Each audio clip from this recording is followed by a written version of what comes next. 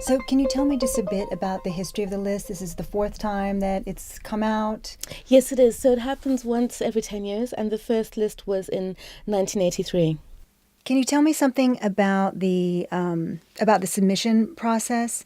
What do you get from the authors who are submitted? Do you get a body of work or a limited number of pages?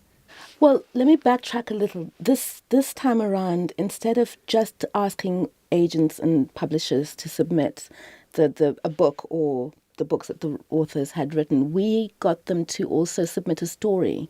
Because as you know, when we publish the issue, it has a new story in it. And we felt that we really wanted the 20 that we chose to be shown off in the best possible, with their best possible work.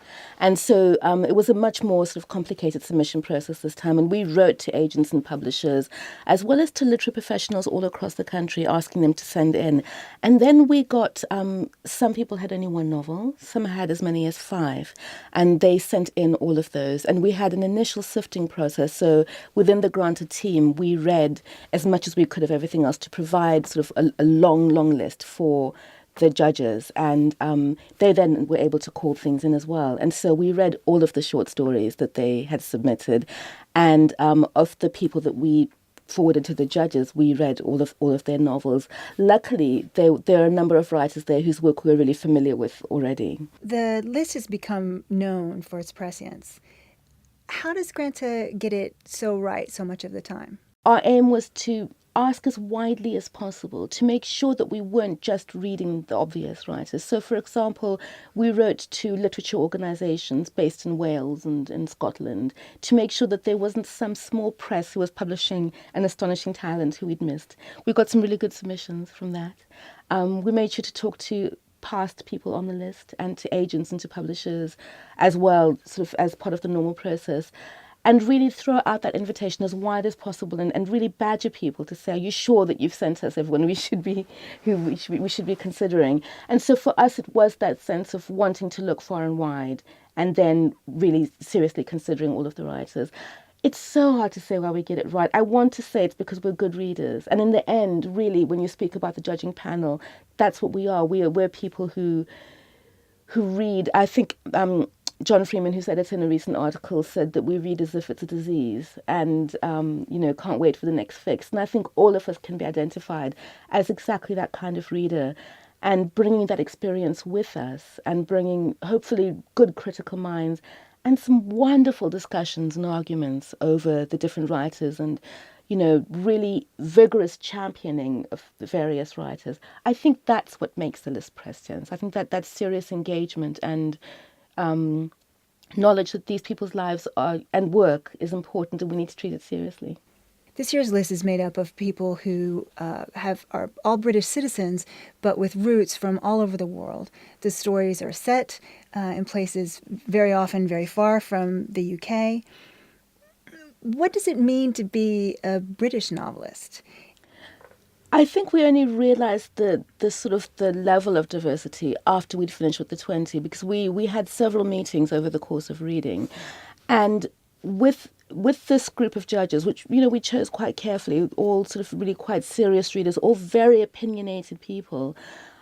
I think, and I hope that it's reflected in the work that we've published, that we were really focused on what is the best, what's the most memorable, what do we think is going to stand the test of time. Who do we think people would still want to be reading in 15 years' time, in 20, 30 years' time?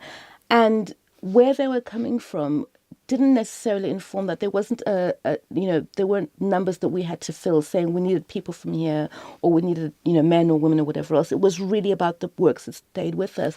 And I think that diversity, if you can call it that, really has to do with the times that we live in. People are from everywhere. They're people who are succeeding at all levels of our society here, who come from other places, as well as people who have, generations and generation of their roots in England.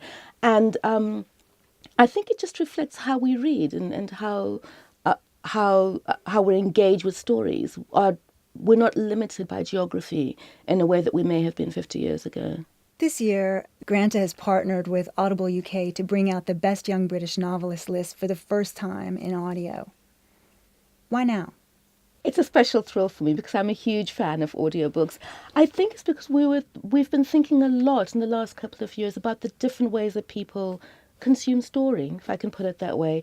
That we read on our iPads, people read on Kindle, and people also listen to podcasts. And the growth of all of those different platforms really made us take a look at how far and wide we could get this collection of writers, a list that we're very proud of. And audio seemed a natural way to take it forward. I know that you're a fan of audiobooks.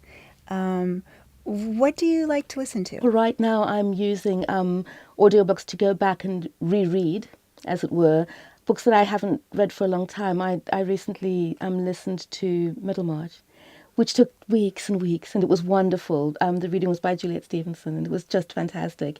And I'm listening to The Mayor of Casterbridge, and that's a book that I haven't read for decades, but really felt the need for it. I'm having, I guess I'm on a nostalgia kick. I feel like going backwards.